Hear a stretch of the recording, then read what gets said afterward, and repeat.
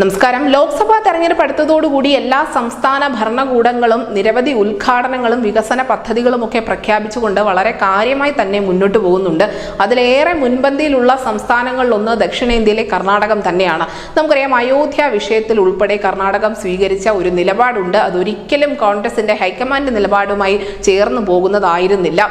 നിലവിൽ എന്തായാലും കർണാടകത്തിൽ ഉദ്ഘാടന മഹാമഹം നടന്നുകൊണ്ടിരിക്കുകയാണ്. സിദ്ധരാമയ്യ മുന്നിൽ നിന്ന് നാടം കുറിക്കുന്നു. അതിനോടൊപ്പം തന്നെ DK ശിവകുമാറും ചേർന്ന് നിൽക്കുന്നുണ്ട്. കാരണം എല്ലാ ചിത്രങ്ങളിലും തന്റെയും തല പതിയണം എന്നുള്ളത് കോൺഗ്രസ്കാരുടെ കാലാകാലങ്ങളായുള്ള ഒരു നിർബന്ധ ബുദ്ധി കൂടിയാണ്. നിലവിൽ ഇപ്പോഴിതാ മൈസൂരു ജില്ലയിലെ പിരിയപട്ടണ താലൂക്കിലെ കോപ്പയിൽ ജലവിഭവ വകുപ്പും കാവേരി നീരവരി നിഗവും ചേർന്ന് ഒരു ഉദ്ഘാടന പരിപാടി സംഘടിപ്പിച്ചിരുന്നു. ഈ പദ്ധതി ഉദ്ഘാടനം ചെയ്യുന്നതിനിടയിൽ സംസ്ഥാനത്തിന്റെ മുഖ്യമന്ത്രിയായ സിദ്ധരാമയ്യ നാണം കെട്ട നിമിഷമാണ് ലോകം കണ്ടിരിക്കുന്നത്.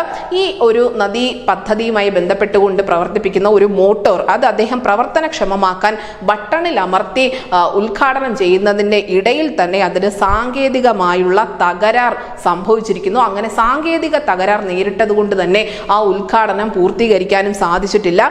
ഈ സംഭവം നടന്നതാവട്ടെ പൊതുജനങ്ങളുടെയും മാധ്യമങ്ങളുടെയും മുന്നിൽ വെച്ചായിരുന്നു. അതുകൊണ്ട് തന്നെ ഇതിനെ വെളുപ്പിക്കാൻ കോൺഗ്രസിന് അധികം സമയവും ലഭിച്ചില്ല. അതിനോടൊപ്പം തന്നെ സത്യം ആ നിമിഷം തന്നെ പുറത്തായതുകൊണ്ട് മറ്റു തരത്തിലുള്ള ക്യാപ്സ്യൂളുകളൊന്നും അവിടെ ഇറക്കാനും സാധിച്ചിരുന്നില്ല. നിലവിൽ എന്തായാലും ഈ പദ്ധതിയുടെ ഉത്തരവാദിയായ കോർപ്പറേഷൻ മാനേജിംഗ് ഡയറക്ടറെ സസ്പെൻഡ് ചെയ്തിട്ടുണ്ട്. അങ്ങനെ ചെയ്തുകൊണ്ട് മുഖം വെളുപ്പിക്കാൻ തന്നെയാണ് കോൺഗ്രസ് സർക്കാരിന്റെ ശ്രമം മുന്നോട്ട് പോയിക്കൊണ്ടിരിക്കുന്നത്. നിലവിൽ അങ്ങനെ ഈ ഉദ്ഘാടന മഹാമഹത്തിനിടയിൽ ആ മോട്ടോർ പ്രവർത്തിപ്പിക്കുന്നതിന്റെ ഭാഗമായി അത് നിലച്ച് പോകുന്നതും അവിടെ സിദ്ധരാമയ്യയും DK ശിവകുമാറും ഉൾപ്പെടെയുള്ള നേതാക്കൾ പരിഭ്രമിച്ച് നിൽക്കുന്നതിന്റെയും ഒക്കെ വീഡിയോ ദൃശ്യങ്ങൾ പുറത്തു വന്നിട്ടുണ്ട്. പ്രേക്ഷകർക്ക് കാണാനായി വീഡിയോ ദൃശ്യങ്ങൾ ഡിസ്ക്രിപ്ഷൻ ലിങ്കിൽ നൽകിയിട്ടുണ്ട്. ന്യൂസ് ഡെസ്ക് ന്യൂസിന്റെ മലയാളം.